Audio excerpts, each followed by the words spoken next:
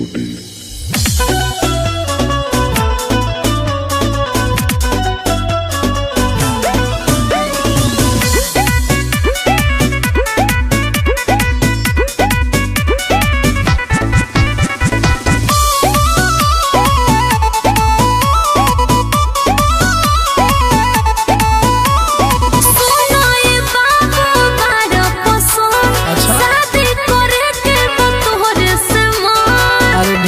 पसंद करला बोलो सुनो ये बाबू बड़ा पसंद अच्छा शादी करे के बतोरे से सुनो भूखा खा के बने बदमाश न होला रे। अच्छा बेवफाई कवनो जादू से बर्दाश्त न होला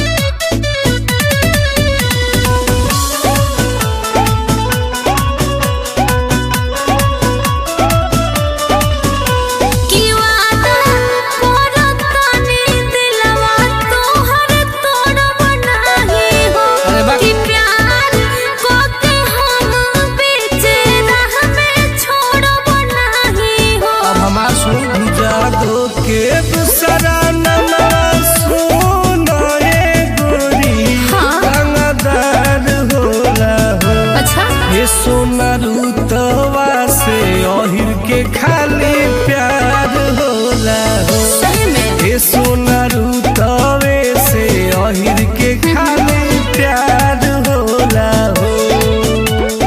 गर्दा उड़ावे अकेले केहू खास बेवफाई कवनो जादू से बर्दाश्त न होला रे।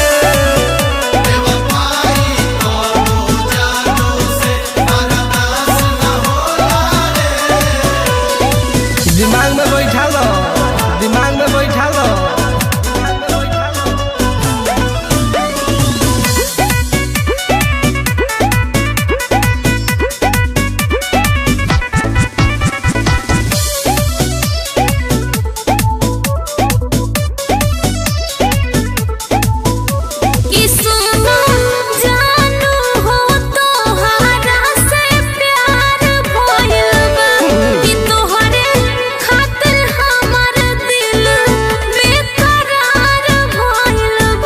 आगे देखो पर कसबारूद टुन कबो नहीं फंसी है हो तोहरा जाल में। आगा जरा लगा के चाहे चलबू कतनो अपना बाल में।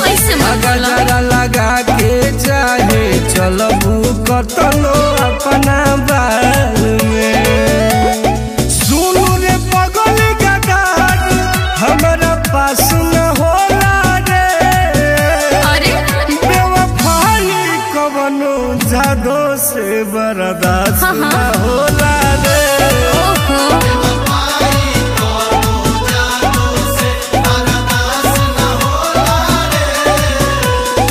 अरे बात के समझा। अच्छा चलो ठीक बा, लेकिन धोखा देबू तो सीधे ठोक दे।